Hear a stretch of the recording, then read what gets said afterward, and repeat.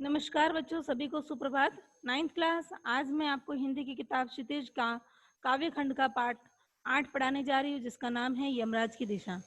बच्चों, इस कविता के कवि का नाम है चंद्रकांत देवताले। इनका जन्म हुआ था मध्य प्रदेश के बैतूल में 1936 ईस्वी में और इनकी मृत्यु हुई थी 1917 ईस्वी में। ये साहित्यकार थे और इनकी भाषा हिंदी और मराठी थी। इन्हें साहित्य अकादमी माखनलाल चतुर्वेदी पुरस्कार और बहुभूति अलंकार व कविता समय सम्मान पुरस्कारों से नवाजा गया। इनकी मुख्य कृतियां हैं हड्डियों में छिपा जहर, दीवारों पर खून से लकड़बग्गा हंस रहा है, भूखंड तप रहा है, पत्थर की बेंच। इस तरह से इनकी कई कविताएं हैं और कई रचनाएं हैं। बच्चों, इनकी कविताओं का अनुवाद हिंदी और अन्य भाषाओं में किया गया, यहाँ तक कि इनकी कविताओं का अनुवाद अंग्रेजी भाषा में भी किया गया। बच्चों, कवि की कविताओं में जहाँ व्यवस्था की कुरूपता के खिलाफ गुस्सा दिखाई देता है, तो वही मानवीय प्रेम भाव भी दिखाई देता है। कविता की भाषा में कवि की पारदर्शिता दिखाई देती है और विरल संगीतात्मकता भी दिखाई देती है। बच्चों, इस कविता के माध्यम से हम पढ़ेंगे कि जीवन में जो हमारी सभ्यता के विकास की जो खतरनाक दिशा है, वो कहीं एक और नहीं है, बल्कि हमारे चारों तरफ जो व्यवस्था की जो खतरनाक दिशा है, वो हमारे चारों तरफ फैली हुई है। और दर्द में जीने वाली माँ जो हमें एक दिशा बताती है कि उस दिशा में सोने से हमारी मृत्यु निकट होती है, तो वो दिशा कहीं एक ही जगह नहीं है, वो दिशा हमारे चारों तरफ है। बच्चों, मैं आपको कविता पढ़ाने जा रही हूँ, ध्यान से सुनेंगे सभी। यमराज की दिशा। माँ की ईश्वर से मुलाकात हुई, कहना मुश्किल है पर वह जताती थी जैसे ईश्वर से उसकी बातचीत होती रहती है और उससे प्राप्त सलाहों के अनुसार जिंदगी जीने और दुख बर्दाश्त करने के रास्ते खोज लेती है। बच्चों, कविता में कवि वर्णन करते हुए कहता है कि मुझे ये तो पता नहीं है कि मेरी माँ की, कवि वर्णन करते हुए कह रहा है कि मुझे मेरी माँ की बचपन की बातें याद आ रही हैं। तो वो बचपन की बात याद करते हुए कहता है कि मुझे ये तो नहीं पता है कि मेरी माँ की मुलाकात ईश्वर से रोज होती थी या नहीं होती थी। हाँ, मैं इतना जानता हूँ कि मुझे ऐसा लगता था कि माँ की मुलाकात ईश्वर से होती थी। ऐसा मुझे लगता है क्योंकि जिस हिसाब से माँ अपने दिनचर्या, अपने घर का जो काम करती थी, अपने जीवन में जो भी काम करती थी, उसको देखकर ऐसा लगता था कि वो उनकी सलाह से ही सारे काम करती थी और जीवन के दुख भरे क्षणों को वो हंसकर बिता देती थी। तो उसको देखकर ऐसा लगता था कि जैसे माँ को ईश्वर से ही वो शक्ति मिल रही है, जिससे वो दुख के क्षणों को भी खुशी से बिता देती थी। आगे कवि कहता है, माँ ने एक बार मुझसे कहा था, दक्षिण दिशा की तरफ पैर करके मत सोना, वह मृत्यु की दिशा है और यमराज को क्रुद्ध करना बुद्धिमानी की बात नहीं। अब कवि कहता है कि मुझे बचपन की वो बात याद आती है कि माँ ने मुझे एक बार कहा था कि बेटा, जहां भी तुम सोते हो, घर में जहां तुम सोते हो, तो अपने पैरों को दक्षिण दिशा में करके मत सोना, क्योंकि दक्षिण की दिशा जो होती है वो यमराज की होती है और उस दिशा में पैर करके सोना यानी यमराज को नाराज करना। अर्थात कवि का कहने का अर्थ ये है कि हम यदि माँ के अनुसार हम यदि दक्षिण दिशा में पैर करके सोते हैं, तो वह हमारी मृत्यु को बुलावा होता है और उससे यमराज क्रुद्ध हो जाते हैं और हमारी मृत्यु जल्दी ही हमारे निकट आ जाती है।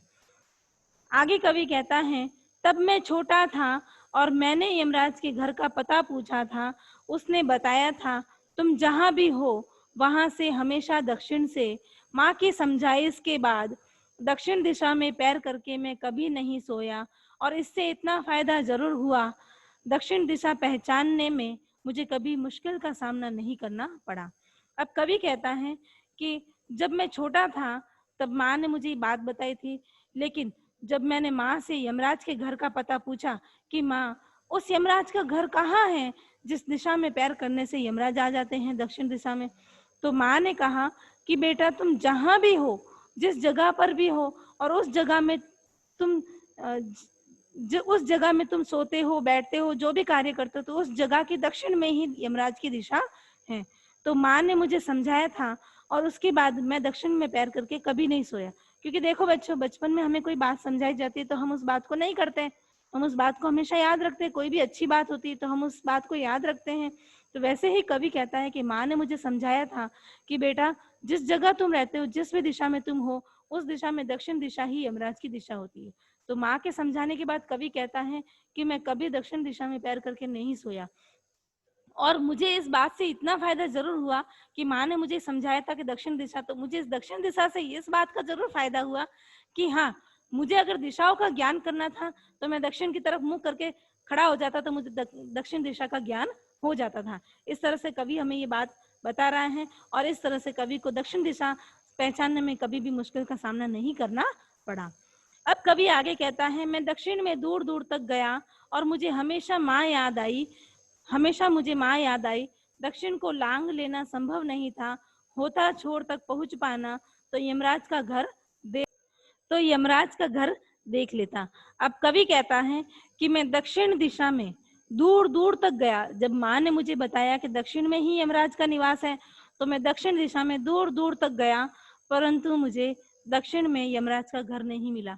मैं दक्षिण दिशा के अंतिम छोर तक गया। कवि कहता है कि मैं दक्षिण दिशा के अंतिम छोर तक गया, परंतु मुझे अंतिम छोर में भी यमराज का घर नहीं दिखाई दिया।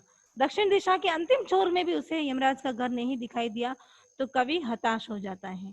आगे कवि कहता है, आज जिधर भी पैर करके सो, पर आज जिधर भी पैर करके सो वही दक्षिण दिशा हो जाती है। सभी दिशाओं में यमराज के आलीशान महल हैं, और वे सभी में एक साथ अपनी दहकती आंखों सहित विराजते हैं। कवि कहता है कि मैं जिस दक्षिण दिशा में अंतिम छोर तक गया, वहां मुझे यमराज की दिशा नहीं दिखाई दी।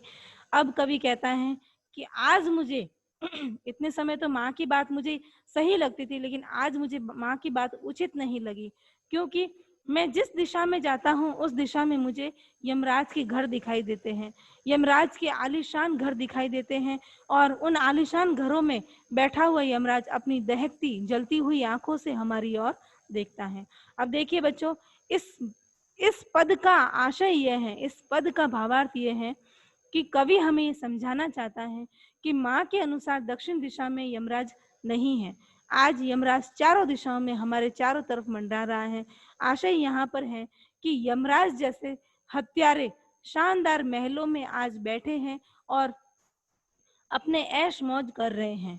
आप सभी जानते हो, दुनिया में हिंसा कुकृत्य बहुत ज्यादा बढ़ गया है, तो हिंसा करने वाला इंसान यमराज ही है। तो कवि कहता है कि आलीशान भवनों में यमराज रहने लगा है, और वो आलीशान भवन जो यमराज के बने हुए हैं, ऐसे यमराज के भवन हमारे चारों तरफ बन चुके हैं। आगे कवि कहता है, माँ अब नहीं है और यमराज की दिशा भी वह नहीं रही जो माँ जानती थी। अब कवि कहता है कि आज के समय में मेरी माँ भी मेरे पास नहीं है, और जो माँ ने यमराज की दिशा बताई थी वो भी मुझे नहीं दिखाई देती है, क्योंकि माँ ने जो यमराज की दिशा दिखाई थी उस दिशा में तो यमराज है नहीं, बल्कि उस दिशा को छोड़कर चारों दिशाओं में, वो दिशा और उसके अलावा जो 3 दिशाएं हैं, उन चारों दिशाओं में यमराज बैठा हुआ है। यहाँ कवि का आशय यह है कि जनता का शोषण, हिंसा, कुकृत्य करने वाले जो यमराज जो कुप्रवृत्तियों वाले जो लोग हैं वो हमारे चारों तरफ हैं। वो हमारा उत्पीड़न, हमारे साथ हिंसा, हमारे साथ कुकृत्य करते हैं। ऐसे लोग आलीशान भवनों में निवास करते हैं, और उनकी अराजकता वाली जो शक्तियां हैं वो हमारे चारों तरफ फैल चुकी है। उनकी जो बुरी शक्तियां हैं वो हमारे चारों तरफ फैल चुकी हैं, और ऐसे यमराज लोग हम कमजोर लोगों का शोषण करते हैं और हमेशा हमें मारने पर उतावले बने रहते हैं। आगे कवि कहता है कि इसलिए हमें ये ध्यान रखना है कि हमारे चारों तरफ यमराज ही यमराज है, और चारों तरफ दक्षिण दिशा ही है जिस दिशा में यमराज निवास करता है।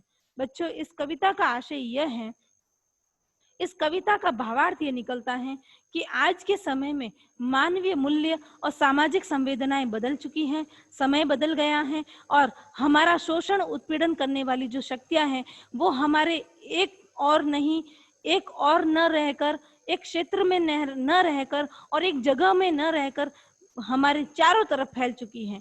जो अराजकता वाली जो शक्तियां हैं, जो हिंसा करने वाले जो लोग हैं, वो किसी एक क्षेत्र, एक जगह या एक ही स्थान में या एक ही दिशा में न रहकर हमारे चारों तरफ वो फैल चुकी हैं। इसलिए ये लोग हमारा शोषण करते हैं, और यमराज जैसी जो यमराज जैसे जो लोग हैं, मारने वाले जो लोग हैं, वो हमारे चारों तरफ रह गए हैं। इसलिए बच्चों ये कविता यहीं समाप्त होती है। धन्यवाद।